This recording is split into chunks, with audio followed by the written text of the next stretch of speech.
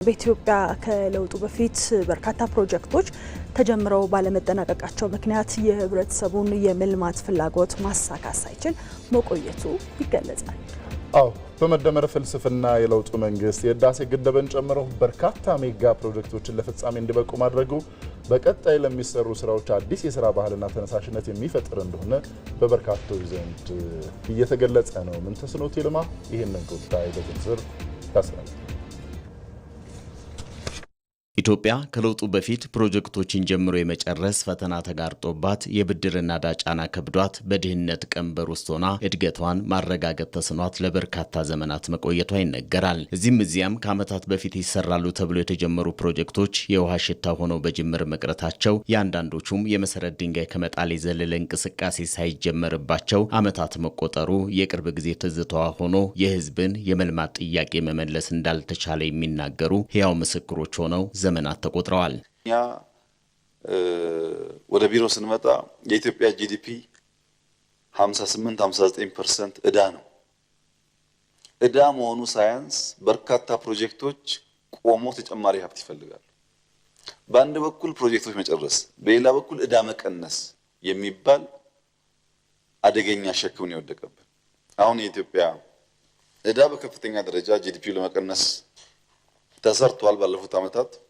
አሁንም ብዙ ስራ ይጠበቅብናል። እነዚህ የኢኮኖሚ ስብራቶች ከለውጡም በኋላ ቢሆን መንግስት በአንድ በኩል የቀደመን ዕዳ እየከፈለ በሌላ በኩል ደግሞ ለበርካታ ዓመታት የቆሙ ፕሮጀክቶችን ችግር ከመሰረቱ ፈቶ ለፍጻሜ በማብቃት ለዘመናት ያደሩ የቤት ስራዎችን ፈጽሞ ዕዳን ማቃለል ዋነኛ ተግዳሮት እንደሆነ ይነገራል። ሀገርን ከበለጸጉ ሀገራት ተርታ ለማሰለፍ ብሎም ከነሱ ጋር ያለውን የእድገት ልዩነት በማጥበብ እምርታዊ እድገት ማምጣትን ትኩረት የሚሰጠው የመደመር መንግስት እሳቤ ከፊት የቀደሙትን ዱካ ተከትሎ ከመርገጥ ከሌሎች ስኬትና ውድቀት ተምሮ በፍጥነት መሻገርን ተግባራዊ በማድረግ ከችግሮቿ በላይ ከፍ ያለች ሀገርን ለመፍጠር የተሻለ አማራጭ እንደሆነ ይመክራል። አዳዲስ የመልማት አቅሞች ማውጣት፣ አዳዲስ የገበያ እድሎችን መፍጠር፣ ያለን አቅም ማዘመን፣ ወደ ዓለም መስፈንጠር፣ መዋቅራዊ ሽግግር ማረጋገጥ፣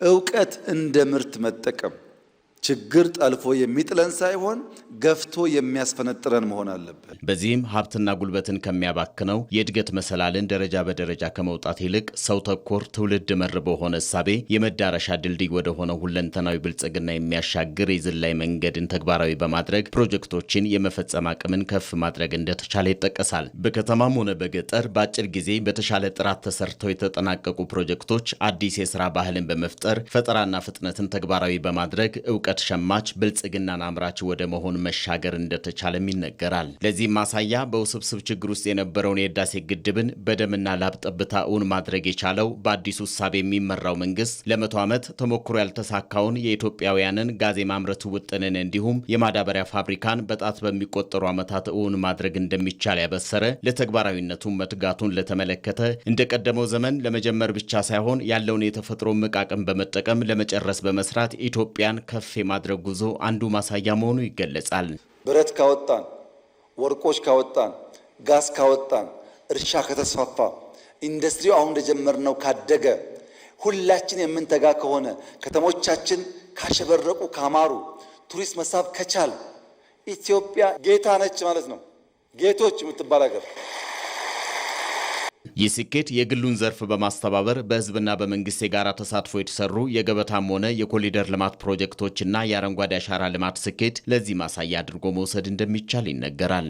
ፓብሊክ ፕራይቬት ፓርትነርሺፕ ኢትዮጵያ ውስጥ የገበታ ፕሮጀክቶች ጎርጎራ፣ ወንጪ ምናምን ላቸውን ሰርቷል። ምንም አጋንኛ አይደለም።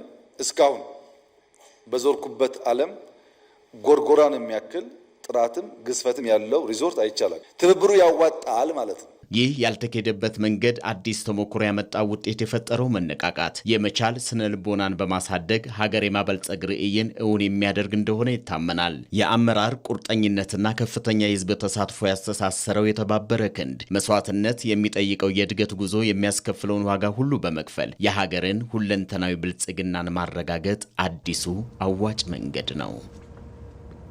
እንቀጥላለን። ወደ ሌላኛው ጥንቅር ነው የምናልፈው። እንደ ሀገር ግዙፍ ፕሮጀክቶችን በራስ አቅም መገንባት መቻል ብሔራዊ ጥቅምን የሚያስጠብቅ እንደሆነም ይታመናል። በኢትዮጵያ በቅርብ ጊዜያት ይፋ ተደርገው ወደ ስራ የገቡ ፕሮጀክቶች ኢኮኖሚውን በከፍተኛ ሁኔታ ማነቃቃት የሚችሉ መሆናቸውን የምጣኔ ሀብት ባለሙያዎች ይገልጻሉ። አዎ፣ ውጤታማ የፕሮጀክት አፈጻጸም ደግሞ ለምጣኔ ሀብት መነቃቃት ዋነኛ ምሰሶ መሆኑን ነው የዘርፉ ሙያተኞች የሚያነሱት።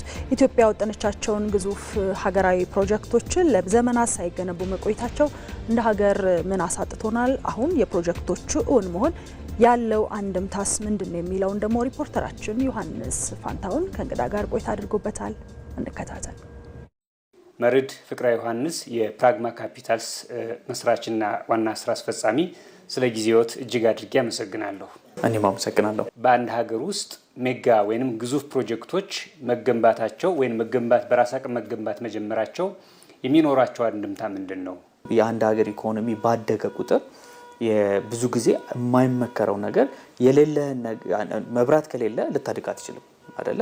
እንደገና ደግሞ ከውጭ ንግድ ጋር በሚኖር መስተጋብር ውስጥ ደግሞ በአንድ ብዙ ጊዜ ያንን የምታስፈልገውን ፍላጎትን ከውጭ ሀገር ሁሌ እዛ ላይ ሪላይ አድርገው ወይም እዛ ላይ በጣም ተማምነ የምታስገባ ከሆነ ደግሞ ለሀገራዊ ኢኮኖሚ ስጋት እየሆነ ይመጣል። የህልውናም ጉዳይ እየሆነብኝ ይመጣል አይደለ? ለዚህ ነው እንደዚህ አይነት ጉዳዮችና የብሔራዊ ጥቅሞችን ለማስጠበቅ የብሔራዊ ጥቅሞችን ብሔራዊ ክብርም ለማስጠበቅም እነዚህ አይነት ሜጋ ፕሮጀክቶች የምንጀምረው ነው። በቅርቡ ይፋ የተደረጉና ወደ ግንባታ የገቡ እንደ ማዳበሪያ ፋብሪካ፣ የኒውክሌር ምርት፣ የጋዝ ምርት ያሉ ግዙፍ ፕሮጀክቶች ለሀገር ኢኮኖሚ መነቃቃት የሚኖራቸው ሚና እንዴት ይገለጻል? አንደኛ ከሚቀጥለው 3 ዓመት በኋላ ኢትዮጵያ ለውጭ ምንዛሪ ለማዳበሪያ ለመግዛት ለውጭ ምንዛሪ የምታወጣውን ወጪ እዚሁ አገር ውስጥ ይቀራል። አንድ ትልቁን የውጭ ምንዛሪ ፍጆታን አገር ውስጥ መተካት ከቻልክ ውጭ ምንዛሪ ላይ የሚኖረን ጫና ገንዘብ ላይ ወይም ብር ላይ የሚኖረውን የውጭ ምንዛሪ ጫና ትቀንሳለህ። ያ ሲቀንስ $2 ቢሊዮን የሚያክል የውጭ ምንዛሪ ለተለያየ ክፍል ኢኮኖሚው እንዲሰራጭ ታደርጋለህ። እንደገናም ደግሞ በራሳችን ማጣሪያ እዚሁ አጣርተ ነው እዚሁ ስናደርገው አንደኛ ዋጋው ይቀንሳል። ኦኬ፣ አንደኛ ዋጋው ይቀንሳል። ሁለተኛ ቴክኖሎጂ ሽግግር ይኖራል። ነዳጅ ማጣሪያ ላይ ደግሞ ነዳጅ ብቻ ማጣሪያው ብቻ አይደለም የሚኖረው። ይሄ ፔትሮኬሚካል የምንላቸው ኢንዱስትሪዎች ወይም የተለያዩ አይነት ለኢንዱስትሪ የሚውሉ የኬሚካል ግብአቶችን እንድናሟላ ለምሳሌ ለፕላስቲክ የሚሆኑ ግብአቶችን እንዲኖር ነው የሚያደርገው። ያ ደግሞ እዛ አካባቢ ላይ ከነዳጅ ማጣሪያው አካባቢው ላይ ሌሎች የኢኮኖሚ ዘርፎች እንዲፈጠር ነው የሚያደርገው። ባለፉት ዘመናት እንደዚህ አይነት ፕሮጀክቶች ባለመገንባታቸው በሀገር ውስጥ ወይም የሀገር ኢኮኖሚ ያጣው ነገር ምን ነው ሊባል ይችላል? እንደ ሀገር ሜጋ ፕሮጀክቶችን እንደውም በጣም ያስፈልገናል።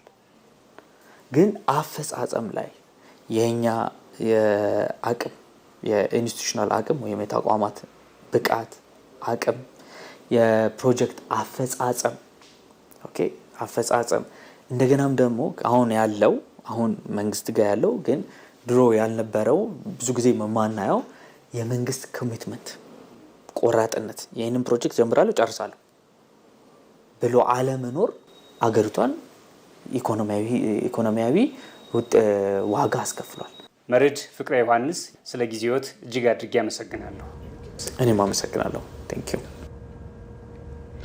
የሀገር ጉዳይ ላይ ነው የምንገኘው። የተወደዳችሁ ተመልካቾች በዛሬ ሀገር ጉዳይ መሰናዷችን ደግሞ በተለይ ግዙፍ ፕሮጀክቶችን ጀምሮ የማጠናቀቅ በጥራትና በፍጥነት የመፈጸም አቅማችን ምን ላይ ነው የሚገኘው? ታዲያ ይሄ ደግሞ ምን ውጤት እያስገኘ ነው? በቀጣይስ በምን አይነት መልኩ አጠናክሮ ማስቀጠል ያስፈልጋል የሚለውን ነው እየተነጋገርን የምንገኘው።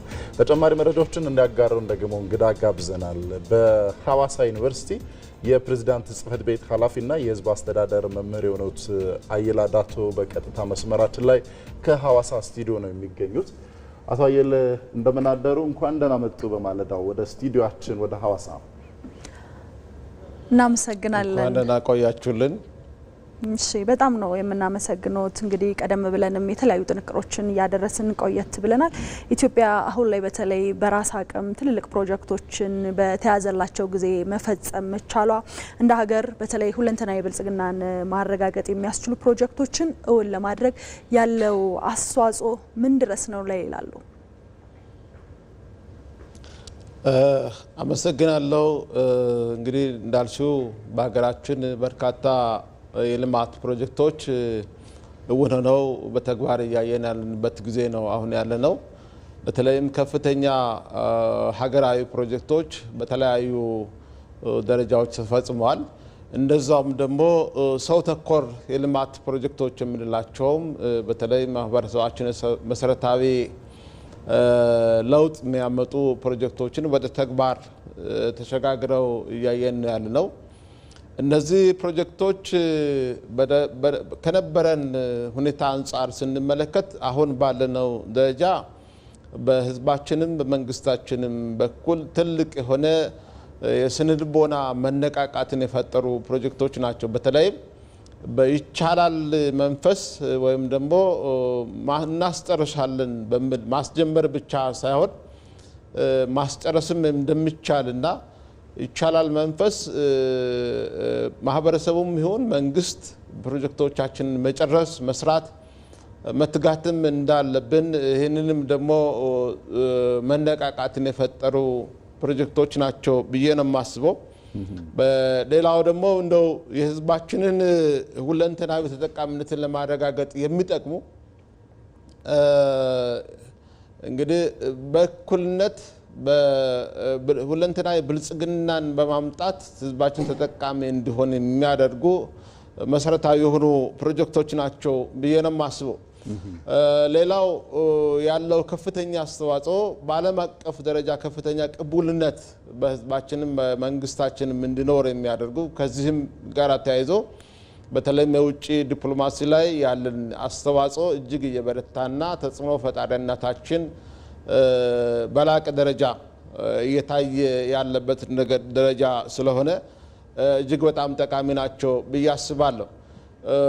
ሌላው ደግሞ እንደውም ቀድሞ የነበሩንን በተለይም የስብራቶቻችን በፖለቲካውም በማህበራዊውም በኢኮኖሚያዊም ቀድሞ የነበሩ ስብራቶቻችን የሚጠግን አይነት ስለሆነ ከፍተኛ አስተዋጽኦ አለው ብዬ ነው የማስበው። ጥሩ አቶ አየለ፣ የተለያዩ ፕሮጀክቶች ተገንብተው እየተጠናቀቁ ነው በፍጥነትና በጥራት። አዳዲስ ፕሮጀክቶችንም ደግሞ ለመገንባት እንደዚሁ በውጥን ደረጃ ተይዘዋል፣ አንዳንዶቹ ተጀምረዋል። ጠቅላይ ሚኒስትር አብይ አህመድ በመደመር መንግስት መጽሐፋቸው ከዓለም ጋር የተላለፈን ለምንድን ነው ወደ ኋላ የቀረ ነው የት ጋር ነው ወደ ኋላ የቀረ ነው ሲሉ ያነሱ ነበርና እነዚህ ፕሮጀክቶች በጥራትና በፍጥነት ተገንብተው እውን መሆናቸው ከዓለም ጋር የተላለፍንበትን ሁኔታ በማጥበብ ደረጃ በማካካስ ደረጃ ያላቸው ፋይዳ ምንድን ነው ማለት እንችላለን? በጣም ጥሩ። እንግዲህ ፕሮጀክቶች ከዚህ በፊት በነበረውና በሰማነው ባየነው ሁኔታ ስንመለከት ይጀመራሉ እንጂ አይጨረሱም። የመጨረስ የማጠናቀቅ ችግር እንደነበረብንና በርካታ ፕሮጀክቶች ይታሰባሉ። ከዚህ የተነሳ ወደ ኋላ የቀረንበት ብዙ ምክንያቶች እንዳሉ እንግዲህ በመደመር መንግስት መጽሐፉ ላይም ጠቅላይ ሚኒስትራችን በዝርዝር አትቷል። ይህም በአሁኑ ዘመን በአሁኑ ጊዜ ደግሞ አገራችን ምን ያክል ወደ ኋላ እንደቀረች የሚያሳዩ ተግባራት ናቸው ብዬ ነው የማስበው። አሁን ግን ይህንን በማካካስ አንደኛው የነበሩንን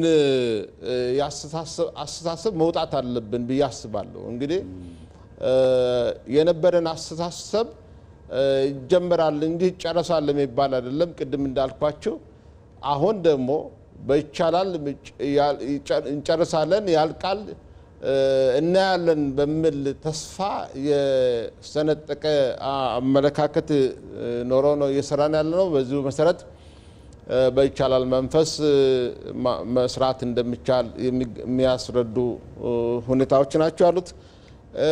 ሌላው በተለይ ያለውን የስርዓት ስህተቶችን የማረም ነገሮች ተጠናክረው ከቀጠሉ እነዚህን ማስተካከል ይቻላል። ወደምናልመውና ወደምንበለጽጋለን ብለን ወደምናስበው መድረስ ይቻላል የሚል ሀሳብ ነው አለኝ። ሌላው ከዚህ ጋር ተያይዞ በቴክኖሎጂ የታገዘ ሽግግር ማድረግና መስራት እጅግ ለውጥን በማምጣት ዘንዳ በተለይም ሁለንተናዊ ብልጽግናን ለማምጣት መሰረታዊ የሆኑ ስራዎችን ከሰራን ከዓለም ቀደምት ሀገር መሆን እንችላለን። መሻገር እንችላለን፣ አሻጋሪ ትውልድ ሆነን ማለፍ እንችላለን የሚል ሐሳብ ነው። እንግዲህ ለዚህ ሁሉ መንግስትና ህዝብ በመተባበር ከሰራን በተለይም ደግሞ በውስጥ ሰላማችን ካስጠበቅን አብረን በትብብር ከሰራን ወደ ለውጥ ጎዳና መሻገራችን አይቀርም። የቀደመውን ስህተታችን ካረምን ደግሞ ከኋላ ቀርነታችን ወጥተን ወደ ብልጽግና ጉዟችን የምንሻገርበት ይሆናል ብዬ ነው የማስበው። መልካም እንግዲህ እንደሚታወቀው ከዚህ ቀደም ብዙ ጊዜ ፕሮጀክቶችን መጀመር ላይ ብዙ ችግሮች አይታዩም። ነገር ግን ፕሮጀክትን ፈጽሞ ደግሞ ከግብ ለማድረስ ደግሞ ብዙ ክፍተቶች ይታያሉ። በተለይ አሁን ላይ ከለውጡ በኋላ ፕሮጀክቶችን መፈጸም ላይ ያለው አበርክቶና እንዲሁም ደግሞ አይቻልም የሚባሉ እዚህ ደርሳሉ ተብለው ያልታሰቡ ፕሮጀክቶችን ፈጽሞ መታየቱ በተለይ እንደ ሀገር ወይም ደግሞ የኢኮኖሚውን ዋልታ ከመቀየር አኳያ ለኢኮኖሚው ያለው ፋይዳ እንዴት ይገለጻል? እጅግ በጣም ጥሩ ነው። ቅድም እንዳነሳውልሽ በሀገራችን አሁን ያለው ፕሮጀክቶቻችን ጨርሰን ማየት ተስፋችን እየለመለመ መጣበትና ይቻላል መጨረስ እንችላለን ብለን ደግሞ የምናስበውን ስለ ልቦና የገነባንበት ስለሆነ በእነዚህ ደግሞ በሀገራችን ኢኮኖሚያዊ፣ ማህበራዊ፣ ፖለቲካዊ የሚሆኑ የተለያዩ አውዶች ላይ ትልቅ እምርታ ያለው ትልቅ ለውጥ ያለው መስራትም እንደምንችል ከዚህ በኋላ ይህ ትውልድ መለወጥ እንደምንችል የሚያሳዩ ነገሮች ናቸው። ይህም በእያንዳንዱ ኢኮኖሚያዊ አውታሮቻችን ላይ ያለው ለውጥ ማህበረሰባችን ላይ የሚያሳድረው አስተዋጽኦ እጅግ በጣም ከፍተኛ ነው። በማንኛውም መንገድ ማለት ይቻላል በትላልቅ ኢኮኖሚ አውታሮቻችን ላይ እንዲሁም ደግሞ በሃውስሆልድ ሌቨል ላይ ያለው ለውጡ አሁንም እያየን ያለነው በጣም አበረታች ነው። እንዲሁም ደግሞ ይህን አስቀጥለን ከሄድን ደግሞ የተሻለ ኑሮ በመኖር የተሻለ ለውጥ በማምጣት በዓለም ቀደምት ኢኮኖሚ ሀገር መሆን እንችላለን የሚል ሀሳብ ነው ያለኝ። አቶ አየለ እየተገነቡ ያሉ እየተጀመሩ ያሉ ግዙፍ ፕሮጀክቶች በተለይ ለውጤትም የበቁት እንደ ታላቁ የኢትዮጵያ ህዳሴ ግድብ አይነት ፕሮጀክቶች ለአፍሪካውያን የመስራትን ሁኔታ የእንችላለን ሁኔታን ያሳየ በተግባርም የገለጠ ነው። ከዚህ በዘለለ ደግሞ በተለይ እነዚህ ፕሮጀክቶች ግዙፍነታቸው ለኢትዮጵያውያን አብሮነት አንድነት የሚያበረክቱት ፋይዳ የጎላ ነው። በተለይ ደግሞ እንደ ሀገር ትልቅ ትምህርት የሚሆኑ ትልቅ ምልክት የሚሆኑ ፕሮጀክቶች ናቸው። ታዲያ እነዚህ ፕሮጀክቶች ገዢ ትርክትን በመገንባት ረገድ ያላቸው ፋይዳ ምንድነው ማለት እንችላለን? ገዢ ትርክትን እንዲገነቡስ በምን አይነት መልኩ መስራት ይጠይቃል ማለት እንችላለን? በጣም ጥሩ። እንግዲህ ኢትዮጵያውያን ባይዘው ለጋራ ጉዳያችን ወደ ኋላ የምንል ህዝቦች አይደለንም። የጋራ ችግርም የለብንም ብዬ ነው የማስበው እንደኔ አስተሳሰብ። ምናልባትም እንደው የተሻገሩ ወይም የተገዙ ችግሮች ለዘመናት አገራችንን ሲያንቆራቆስ ወይም ደግሞ ወደ ኋላ ሳስቀር እርስ በርስም ሲያጣላን ሲያጋጨን የነበርንበት ሁኔታ ማስታወስ ይቻላል። ነገር ግን የጋራ አድርገን የምናየው ችግር በኢትዮጵያ ውስጥ የህዝቦች ችግር የለም ማለት ይቻላል። ከዚሁ ጋር ተያይዞ ኢትዮጵያውያኖች በትብብር ከሰራን ለመላው ሀገራችንም ይሁን ለአፍሪካ ለዓለምም ትልቅ ተምሳሌት መሆን የምንችል ህዝቦች መሆናችንን የሚያሳዩ ተግባራቶች ናቸው የተከናወኑ ያሉት። በተለይም ትላልቅ ፕሮጀክቶች ላይ ያሳየናቸው ክንደብርቱ ጠንካራ የሆነ የመተባበር ኃይል በዓለም ደረጃም በአፍሪካም ደረጃም ቀዳሚ እንድንሆን አድርጎናል። በዓለም ደረጃም ቢሆን ተምሳሌታዊና ስመጥር የሆኑ ስራዎችን መስራት እንደምንችል የሚያሳዩ ናቸው። እነዚህ ስንመለከት አሁን ባለነው ደረጃ በተለይም ተጽዕኖ ፈጣሪነታችን ጨምሮ ቀድሞ በመሳተፍ ደረጃ ብቻ ያለን ህዝቦች አሁን ደግሞ በባለቤትነት ደረጃ የምንሳተፍ ህዝቦች እንድንሆን ነው ያደረገን በዓለም አቀፍ ደረጃም ቢሆን ማለት ነው። አሁንም ቢሆን የጀመርናቸው ትላልቅ ፕሮጀክቶች ትላልቅ አውታሮች ትልቅ ተጽዕኖ ፈጣሪነታችን የሚጨምሩ የህዝቦችን አንድነትን እና መተባበርን የሚያጠናክሩ ከነበርንበት አረንቋ የሚያወጡ ትልቅ ፋይዳ ያላቸው ፕሮጀክቶች ናቸውና አሁንም አጠናክረን ቅድም እንዳልኳችሁ የውስጥ ሰላማችንን አጠናክረን አንድነታችንን አጠናክረን ተባብረን ከሰራን ከቀደሙትም አገራት ተርታ የማንሰለፍበት ሁኔታ የለም ብዬ ነው የማስበው። እንግዲህ በመጨረሻ አቶ አየለ ከዚህ ቀደም የነበረው የስራ ባህላችን ይታወቃል። አሁን ላይ ያለው ደግሞ የስራ ባህላችን ሙሉ ለሙሉ ተለውጧልና በተለይ በፕሮጀክት አፈጻጸም ባጠረ ጊዜ እንዲከወን የሚያደርገው አንዱ የስራ ባህላችን ነው። ከዚህ በኋላ ለሚኖረን አዳዲስ ነገሮች ምን አይነት ምርታን ይዞ ይመጣል? እውነት ነው። አሁን ያለው የስራ ባህላችን ከነበረው በጣም የተነቃቃና ዜጎች የራስ ሴንስ ኦፍ ቢሎንጊንግነስ የባለቤትነት ስሜት ሰምቷቸው ውጤታማ ለመሆን እየተጉ ያሉበት ሁኔታዎች እንዳሉ ማየት ይቻላል። በተለይም በተለያዩ አውታሮች በትላልቅ ፕሮጀክቶች የምናያቸው ትልቅ ተምሳሌታዊ ስራዎች ናቸው። ማታ ይሰራሉ፣ ሰዓት የለም፣ ጊዜን ከፋፍሎ በመጠቀም ውጤታማ የሆኑ ስራዎችን እየተሰራ ነው ያለው። እንግዲህ ፕሮጀክቶቻችን በፍጥነትና በፈጠራ ታገዘ ስራ በመስራት እችን ሀገር መለወጥ እንችላለን፣ ማህበረሰባችንን መለወጥ እንችላለን፣ ህዝባችንን መለወጥ እንችላለን፣ ራሳችንን መለወጥ እንችላለን የሚለውን ስነልቦና ትውልዳችን አሁን ያመጣበት ሁኔታ ነው ያለው። ይሄን አጠናክረን መቀጠል ያለብን ይመስለኛል። በዚህ አጋጣሚ እንደው ለትውልድም የማስተላልፈው መሰረት እያየን ያለነው ብርሃን፣ እያየን ያለነው ውጤታማነት ትልቅ ፋይዳ ያለው ትልቅ አስተዋጽኦ ያለው ለእያንዳንዳችን ቤተሰብም ለእያንዳንዳችን ህይወት ለሀገራችን ለህዝባችንም ውጤታማ የሚያደርገን ትልቅ ፋይዳ ያለው ስለሆነ በዚሁ በርትተን መቀጠል እንዳለብን ነው እንደው መልእክተን ማስተላልፈው። ከተባበርን እናሸንፋለን፣ ከተባበርን አንድ ላይ ከሆንን እንጨርሳለን። የማንጨርሰው ፈተና የማንጨርሰው ነገር የማንጨርሰው ፕሮጀክት የለም የሚል ሐሳብ አለኝ። ለዚህም ባህላችን ቀደም ብሎ ከነበረው ወጥተን ሰርተን ለውጠን ማሳየት አለብን የሚለውን ሐሳብ ነው መጨመር የሚፈልገው። አቶ አየለ አዳቶ በሐዋሳ ዩኒቨርሲቲ የፕሬዝዳንት ጽሕፈት ቤት ኃላፊና የህዝብ አስተዳደር መምህር ከሐዋሳ ስቱዲዮ በቀጥታ ገብተው ለሰጡን ተጨማሪ ማብራሪያ እናመሰግናለን። መልካም ቀን ይሁንልዎት። እኔም አመሰግናለሁ።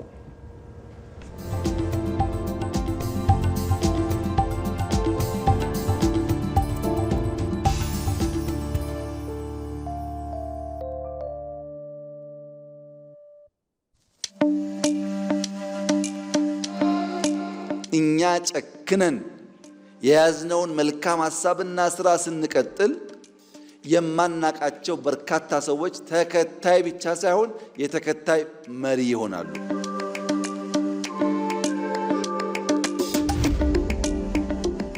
በትልቁ ማሰብ ከትንሽ መጀመር።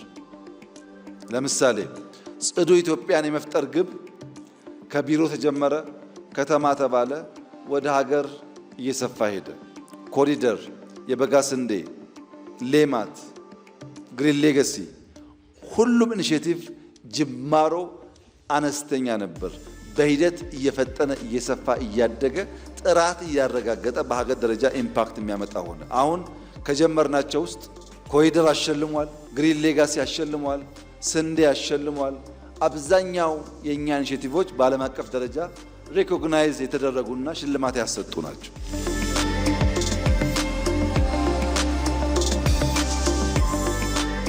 ከእኛ ከናንተ የሚጠበቀው የጀመርነው መልካም ዘር፣ የጀመርነው ፍጥነት፣ የጀመርነው ትጋት የተሟላ ፍሬ እስኪያፈራ ድረስ ባለማቋረጥ በቀናው ሐሳብ ቀን ከሌት ተግቶ ሰርቶ በስራ ማሳየት ነው። ያን ማድረግ ስንችል አብዛኛው የተራገፈ ብልጽግና የምንጨብጠው የምናሸተው የምናየው ፍሬ ለዜጎቻችን እየሆነ ይሄዳል ማለት ነው።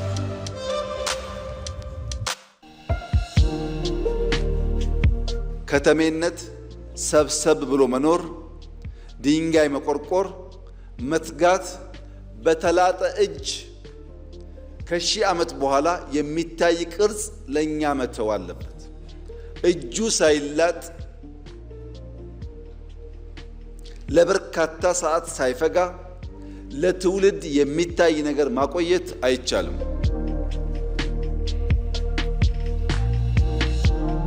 ሲቲ ኢንፍራስትራክቸር ብቻ ሳይሆን ሱፕራስትራክቸሩም ጭምር ነው። ያማረ መንገድ ያማረ ህንፃ ኖሮ ሱፕራው ካልተሰራ የተሟላ የሲቲን ውበት ማየት አንችልም። ከተማን የሚመራ ሰዎች ኢንፍራስትራክቸር እና ሱፕራስትራክቸሩን ኢኳሊ ስንመራ የሚያምር ከተማ፣ ለኑሮ የሚመች ከተማ፣ የኑሮ ዘዬው ስርዓት ያለበት ኦርደርሊ ከተማ መምራት መፍጠር እንችላለን። የኢትዮጵያን ብልጽግና ለማረጋገጥ እያንዳንዱ ሰው በተሰጠው እና ባለው ጊዜ ሳይሆን ከዚያ በላይ የሚተጋ መሆን አለበት።